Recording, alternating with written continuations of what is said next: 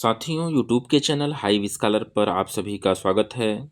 रोज की भांति आज भी हम यूपीएसआई स्पेशल जीके जीएस प्रश्नों को लेकर के आपकी सेवा में उपस्थित हो चुके हैं। और आइए देखते हैं आज के सेशन के महत्वपूर्ण प्रश्नों की श्रृंखला का पहला प्रश्न। पहला प्रश्न हमारे स्क्रीन पर आ चुका है।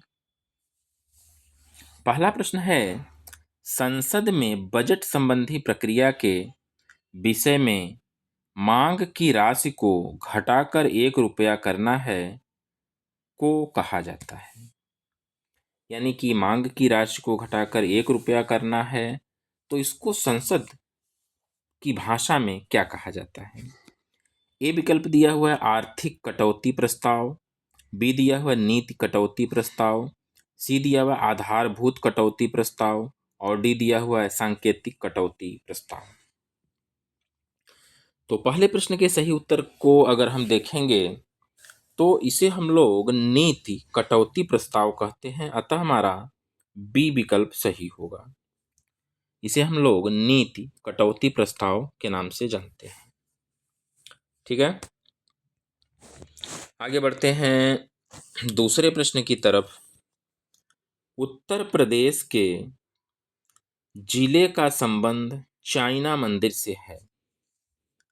तो पूछा जा रहा है उत्तर प्रदेश के किस जिले का संबंध चाइना मंदिर से है।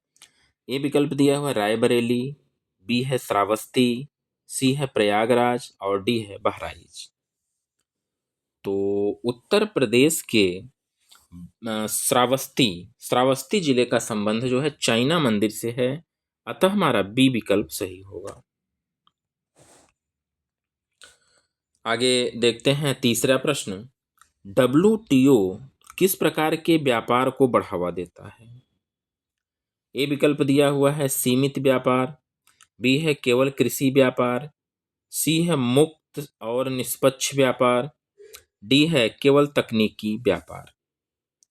तो तीसरे प्रश्न के सही विकल्प को अगर हम देखेंगे तो मुक्त और निष्पक्ष व्यापार होता है, अतः हमारा सी विकल्प सही होगा।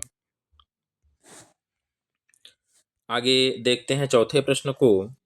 जलवायु परिवर्तन पर अंतर शासकीय पैनल को किस वर्ष में स्थापित किया गया? ए विकल्प दिया हुआ है 1972, बी दिया हुआ है 1976, सी दिया हुआ 1980, डी दिया हुआ 1988। तो चौथे प्रश्न के सही उत्तर की अगर हम लोग बात करेंगे तो 1988 ईस्वी में ऐसा हुआ है, अतः हमारा डी विकल्प सही होगा। आगे देखते हैं पांचवें प्रश्न को। पांचवा प्रश्न है, डोडा बेट्टा चोटी निम्नलिखित में से कौन सी पहाड़ी श्रृंखला पर स्थित है? ए विकल्प दिया हुआ है कार्डमम पहाड़ियाँ, बी दिया हुआ है अन्नामलाई पहाड़ियाँ, सी दिया हुआ है नल्ला मल्ला पहाड़ियाँ, डी दिया हुआ है नीलगिरी पहाड़ियाँ। तो पांचवें प्रश्न के सही विकल्प की अगर हम बात करेंगे तो वो नीलगिरी की पहाड़ियों में स्थित है, अतः हमारा डी विकल्प सही होगा। आगे बढ़ते हैं छठवें प्रश्न की तरफ। छठवां प्रश्न है, यदि किसी अर्थव्यवस्था में मुद्रास्फीति निरंतर बढ़ रही हो तो केंद्रीय बैंक क्या कर सकता है? ए विकल्प दिया हुआ रेपो दर को अपरिवर्तित रख सकता है, बी है रेपो दर में कमी कर सकता है, सी है रेपो दर में वृद्धि कर सकता है, डी है रिवर्स रेपो दर में कमी कर सकता है। तो छठवें प्रश्न के सही उत्तर को अगर हम देखेंगे तो यह जो है रेपो दर में वृद्धि कर सकता है, रेपो दर में वृद्धि करता है, अतः हमारा सी विकल्प सही होगा। आगे बढ़ते हैं हम लोग सातवें प्रश्न की तरफ। सातवां प्रश्न है 1658 ईस्वी में बहादुरपुर के युद्ध में शाहजहां के दूसरे बेटे शाह शुजा को शाहजहां के पोते ने हराया था। शाहजहां के पोते ने हराया था। तो ऐसा प्रश्न पूछा जा रहा है कि शाहजहां के पोते का नाम क्या था? ए विकल्प दिया हुआ है मुराद बख्श, बी है सुलेमान शिकोह, सी है आलम शाह और डी है बहादुर शाह। तो सातवें प्रश्न के सही उत्तर को अगर हम बात देखेंगे तो सुलेमान शिकोह, शाहजहां के पोते का नाम क्या था? सुलेमान शिकोह था। अतः हमारा बी विकल्प सही होगा। आगे बढ़ते हैं आठवें प्रश्न की तरफ। ब्रिटिश ईस्ट इंडिया कंपनी के परिसमापन और ब्रिटिश क्राउन को उनके कार्यों के हस्तांतरण के लिए कौन सा अधिनियम लाया गया था? ए विकल्प दिया हुआ है पीट्स इंडिया अधिनियम 1784, बी दिया हुआ है भारत सरकार अधिनियम 1858, सी दिया हुआ है 1813 का चार्टर अधिनियम, डी दिया हुआ है 1853 का चार्टर अधिनियम। तो आठवें प्रश्न के सही उत्तर की अगर हम लोग बात करेंगे तो भारत सरकार अधिनियम 1858 है। अतः हमारा बी विकल्प सही होगा।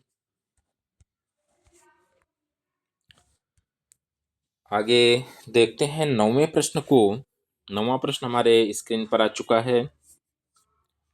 कांच की एक प्लेट पर पानी की बूंद फैलकर पतली बन जाती है, जबकि पारे की बूंद गोलाकार बनी रहती है, क्योंकि खाली स्थान है।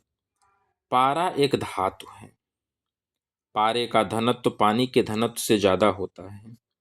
पारे की ससंजकता इसकी कांच के साथ आसंजकता से अधिक होती है। पानी की ससंजकता इसकी कांच के साथ आसंजकता से अधिक होती है।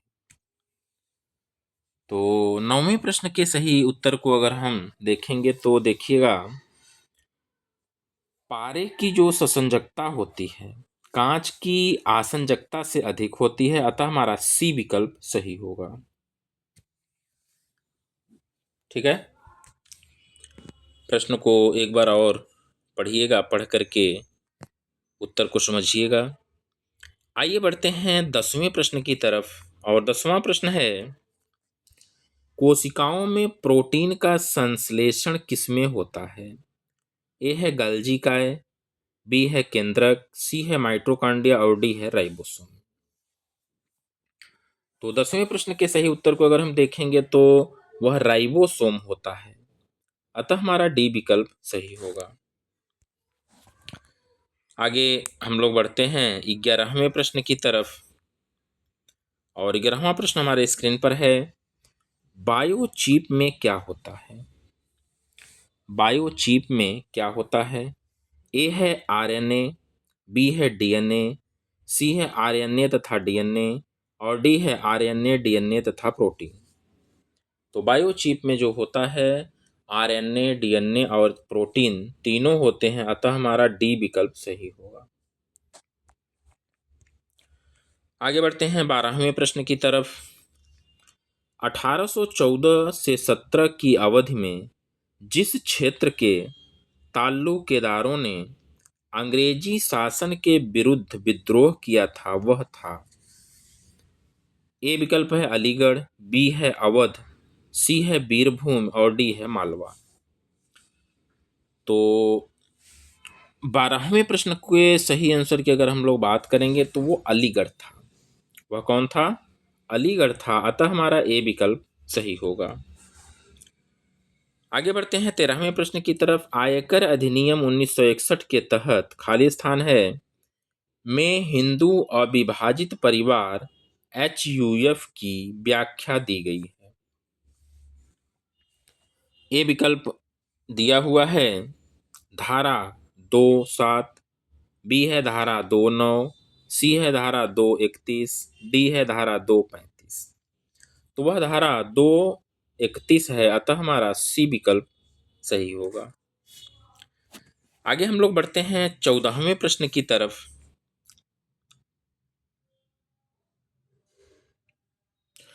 RTF CTL ARR अधिनियम 2013 के अंतर्गत ग्रामीण क्षेत्रों में अधिग्रहित भूमि के लिए न्यूनतम मुआवजा राशि कितनी देनी चाहिए?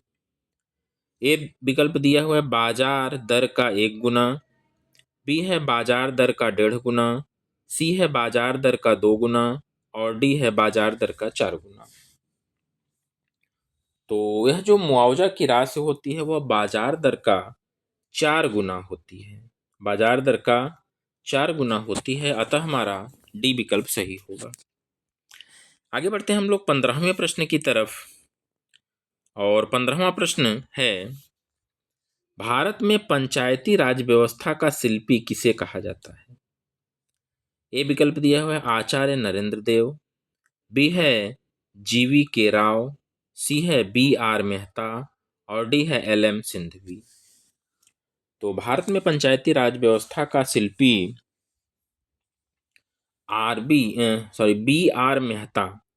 BR मेहता को कहा जाता है, अतः हमारा सी विकल्प सही होगा। आगे बढ़ते हैं 16वें प्रश्न की तरफ।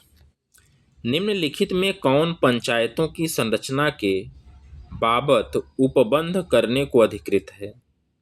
ए है राज्य का राज्यपाल, बी है राज्य का विधानमंडल, सी है भारत की संसद, डी है भारत का राष्ट्रपति। तो 16वें प्रश्न के सही उत्तर की अगर हम लोग बात करेंगे तो वह राज्य का विधानमंडल होता है, राज्य का विधानमंडल होता है, अतः हमारा बी विकल्प सही होगा। आगे बढ़ते हैं 18वें प्रश्न की तरफ। नव युवकों द्वारा 18 वर्ष की आयु पर मताधिकार का पहली बार प्रयोग आम चुनाव में कब किया गया? ए विकल्प दिया हुआ है 1987, बी दिया हुआ है 1988, सी दिया हुआ है 1989 और डी दिया है 1990। तो 1989 में पहली बार इसका प्रयोग जो है किया गया था, अतः हमारा सी विकल्प सही होगा। 18 वर्ष की आयु पर मताधिकार का प्रयोग आम चुनाव में 1989 ईस्वी में किया गया था। आगे बढ़ते हैं हम लोग 18वें प्रश्न की तरफ। निम्नलिखित में कौन भारत के प्रथम वित्त आयोग के अध्यक्ष थे? ए है श्री संथानम, बी है श्री केसी नियोगी, सी है डॉक्टर राज मन्नार और डी है श्री AK चंद्रा। 18वें प्रश्न के सही उत्तर की बात करेंगे तो श्री केसी नियोगी जी हैं, अतः हमारा बी विकल्प सही होगा। और आज के सेशन के सेकंड लास्ट प्रश्न की तरफ हम लोग बढ़ते हुए 19वां प्रश्न है भारतीय संविधान का अनुच्छेद 26 निम्नलिखित में से किससे संबंधित है? ए विकल्प दिया हुआ है कार्मिक करों का भुगतान न करना, बी दिया हुआ है धार्मिक कार्यों के प्रबंधन की स्वतंत्रता, सी दिया हुआ है किसी विशिष्ट धर्म के अभिवृद्धि के लिए करों के संदाय के बारे में स्वतंत्रता, डी दिया हुआ है अल्पसंख्यकों वर्गों के हितों का संरक्षण। तो 19वें प्रश्न के सही आंसर की अगर हम लोग बात करेंगे तो धार्मिक कार्यों के प्रबंध की स्वतंत्रता होती है, अतः हमारा बी विकल्प सही होगा। और आज के सेशन के अंतिम प्रश्न यानी कि 20वें प्रश्न की तरफ बढ़ते हैं। भारत का संघीय न्यायालय निम्नलिखित में से किस वर्ष में स्थापित किया गया था? ए विकल्प दिया हुआ 1935, बी दिया हुआ 1937, सी दिया हुआ 1946, डी दिया हुआ 1947। तो भारत का संघीय न्यायालय जो है 1937 ईस्वी में स्थापित किया गया था, अतः हमारा बी विकल्प सही होगा। तो साथियों, प्रतिदिन हम लोग इन ऑब्जेक्टिव प्रश्नों के माध्यम से एक दूसरे से मिलते हैं और इन प्रश्नों के माध्यम से आप अपनी तैयारी को बरकरार रखिए। वीडियोज़ को निश्चित रूप से वॉच करते रहिए, देखते रहिए, ताकि आप अपनी परीक्षा में कहीं से भी चूकने ना पाएँ। और इसी के साथ हम लोग आज की वीडियो को समाप्त करते हैं। कल फिर नए और महत्वपूर्ण प्रश्नों के साथ हम फिर मिलेंगे। तब तक के लिए बने रहिएगा हमारे चैनल हाइव स्कॉलर पर। धन्यवाद।